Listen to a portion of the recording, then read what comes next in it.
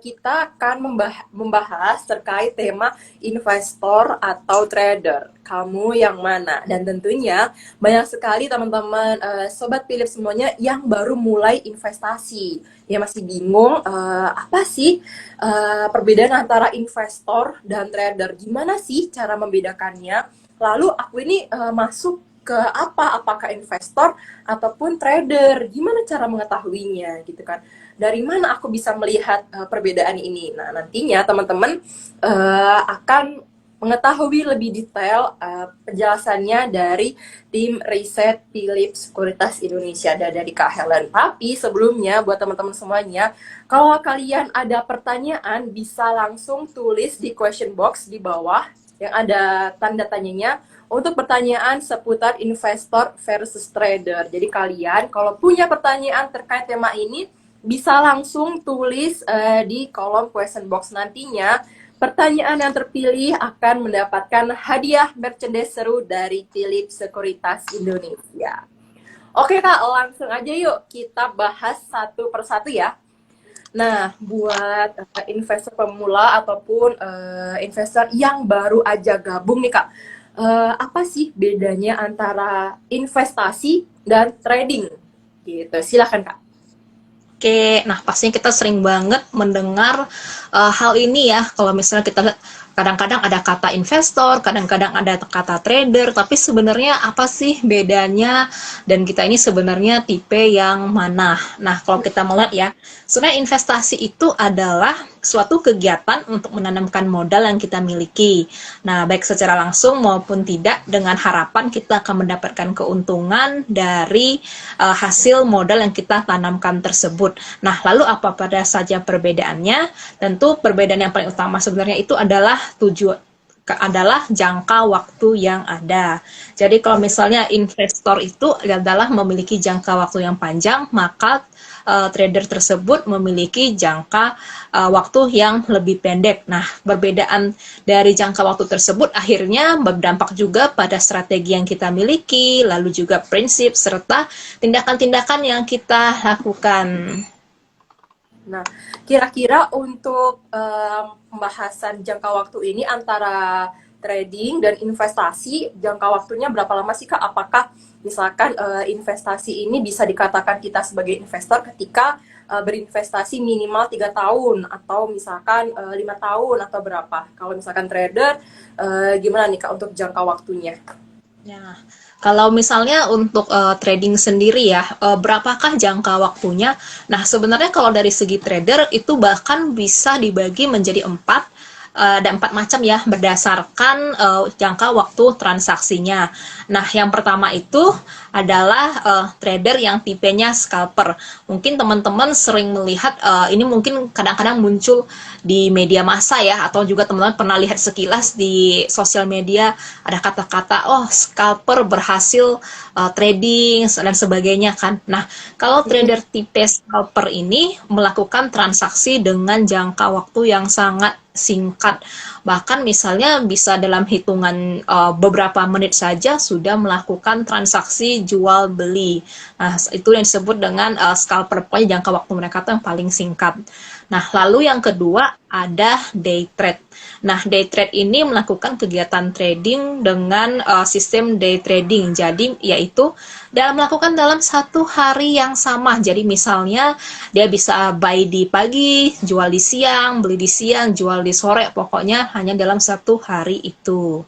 Nah, lalu yang ketiga adalah swing trader. Jadi jangka waktunya itu singkat hingga menengah. Misalnya bisa katakan dalam kisaran waktu 1 minggu misalnya kan. Ya. Nah, lalu yang keempat adalah position trader.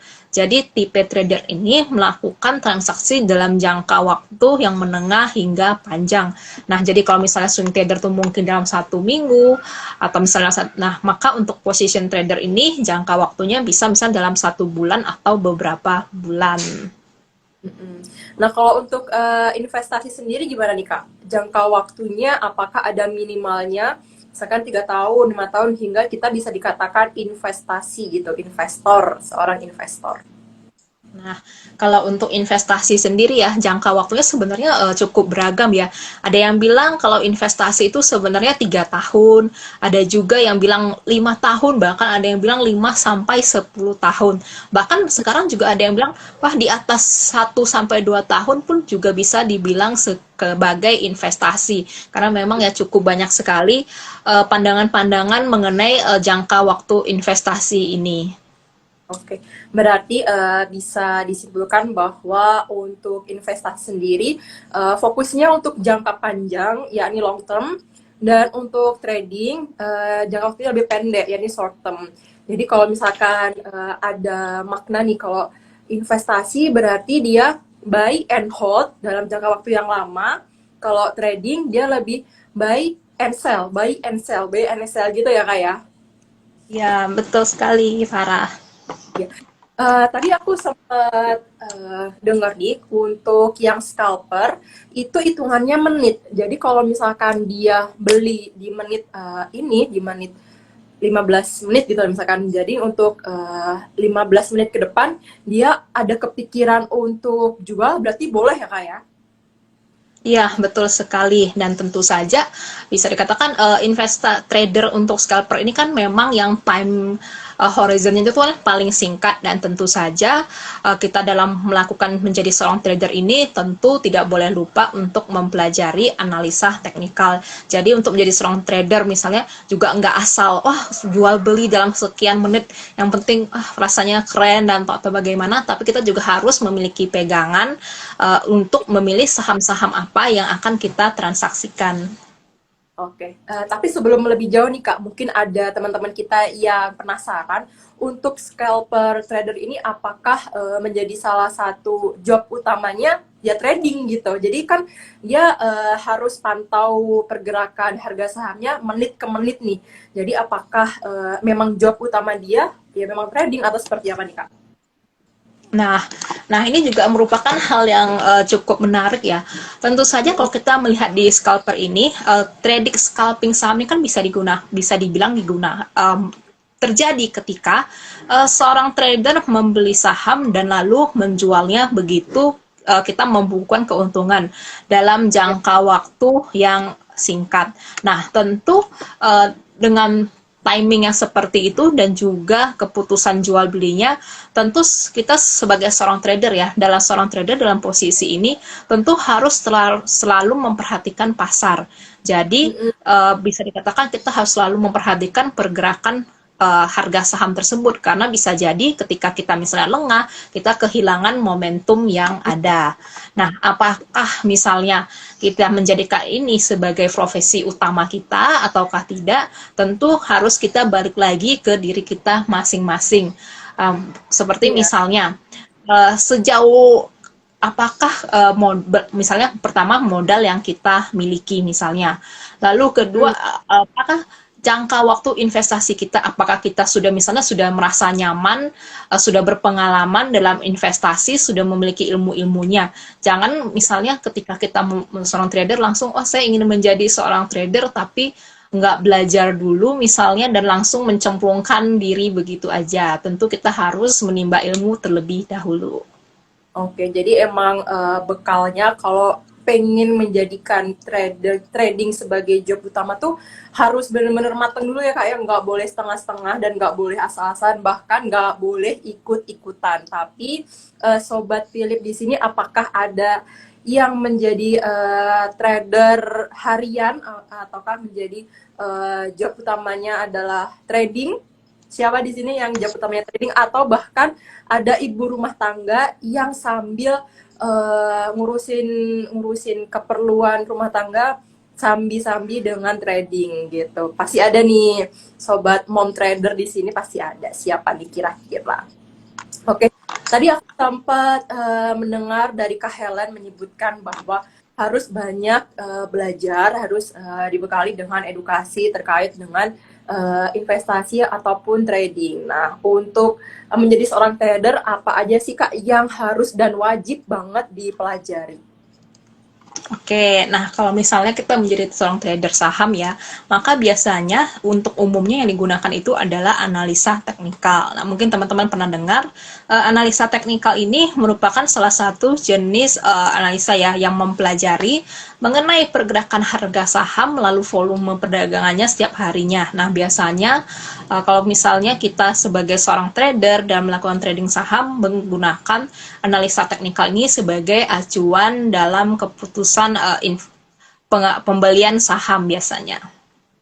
Oke, jadi buat teman-teman ada sebenarnya uh, landasan ya, landasan konsep yang benar-benar dipegang oleh investor ataupun trader. Kalau trader harus menguasai analisa teknikal, itu benar-benar harus didalami, harus diterami, bahkan gimana caranya kita belajar pun harus senyaman kita ya kayak nggak boleh hari ini belajar tapi besok udah bosen, udah ogah-ogahan. Itu nggak boleh karena kalau kita niatnya emang bener-bener pengen jadi trader itu tuh harus continue, harus berkelanjutan gitu ya kak, untuk belajar karena nah yang namanya pasar saham kan bisa berubah-ubah, kadang naik kadang turun, kadang ternyata marketnya bullish, bearish dan lain sebagainya. Jadi kalau misalkan emang kita pengen jadi trader, apalagi trader harian, kita harus bener-bener dan menguasai analisa teknikal. Kalau misalkan investor sendiri yang dipelajari apa aja sih kak?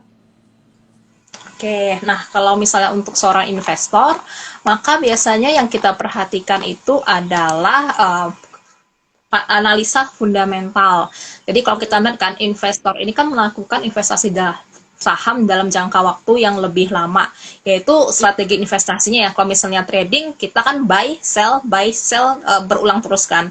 Nah, pada strategi investasi itu cenderung buy dan hold dalam jangka waktu yang cukup lama dan bisa bertahun-tahun.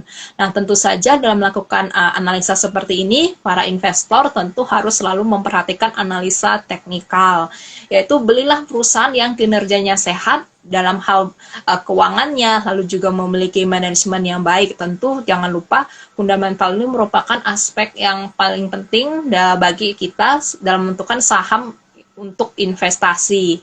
Jadi kalau misalnya ya, kalau jangka dalam investasi kan kita misalnya sebagai seorang investor jangka waktu yang begitu lama. Biasanya investor juga tidak akan terlalu memperhatikan fluktuasi harga karena mereka yakin dalam jangka panjang harga perusahaan tersebut akan mengalami kenaikan karena didukung oleh kinerja yang baik dan juga prospek yang bagus. Oke, jadi kalau misalkan perbedaan antara investor dan trader atau perbedaan antara investasi dan trading itu ada di mindset. Kalau misalkan investasi mindsetnya adalah growth, perkembangan dari perusahaan yang dimiliki. Karena misalkan kalian udah yakin nih pilih perusahaan blue chip untuk kalian investasikan dalam jangka waktu yang lama. Berarti kalian tahu nih perkembangan di emiten tersebut. Tapi kalau misalkan trading, mindsetnya adalah profit. Jadi sejauh mana kalian bisa cuan, bisa mengambil profit dari trading yang kalian lakukan di hari itu atau misalkan di jam itu kayak gitu. Dan tadi Kak Helen juga sempat menyebutkan perbedaannya antara investasi dan trading. Ya, ini ada di kalau trading dia mengutamakan benefitnya melalui volatility atau fluktuasi gitu kan. Jadi bagaimana cara kalian untuk mencari celah dari fluktuasi tersebut untuk mendapatkan cuan.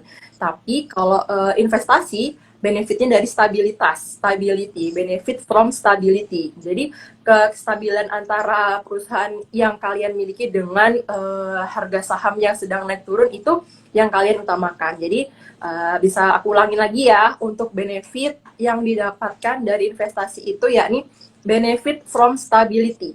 Nah, untuk yang trading yakni benefit from volatility gitu. Nah, kita bisa masuk ke trading nih Kak. Strategi apa sih yang kira-kira cocok buat para trader di luar sana untuk bisa terjun menjadi sebuah trader yang profesional? Strateginya apa aja nih Kak? Oke, nah untuk kalau misalnya kita untuk melakukan trading plan, nah tentu pertama pastinya ada dana ya, dan dana ini gunakan Wajib.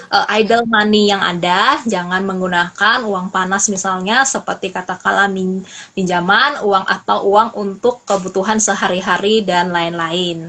Nah, lalu habis itu yang kedua adalah untuk buat trading plan. Jadi sebelum memulai trading plan, kita ini trader ini wajib membuat trading plan tersebut dahulu. Jadi sesuai dengan namanya ya, trading plan ini adalah rencana perdagangan saham, misalnya saham-saham apa yang masuk dalam pantauan seorang trader untuk melakukan jual beli di bursa efek. Jadi kita misalnya sebagai seorang trader kita bikin list daftar. Nah, ini nih kita menyeleksi kira-kira saham apa yang menarik dan yang juga potensial misalnya. Nah, kalau misalnya sebagai seorang trader tentu mengutamakan saham-saham yang pergerakan harganya cepat ya bagi seorang trader. Lalu tentukan entry buy-nya, yaitu entry buy-nya berapa, lalu tentukan target entry exit-nya, yaitu kita mau sell di harga berapa. Dan yang ketiga adalah tentukan titik cut loss-nya. Karena di sini sangat sering kejadian ya, kita ada misalnya berencana menjadi trader, tapi kemudian sahamnya nyangkut, lalu saya jadi investor aja, dan bisa jadi investor itu malah udah bertahun-tahun masih tetap nyangkut di saham tersebut. Jadi sebenarnya cut loss ini kalau bagi seorang trader merupakan hal yang sangat penting. Nah, meskipun kelihatannya kayak, wah gampang banget nih, cuma buat trading plan nih, cuma entry buy dan segala macam, tapi sebenarnya kita tidak boleh buat sembarangan agar untuk meminimalkan kerugian.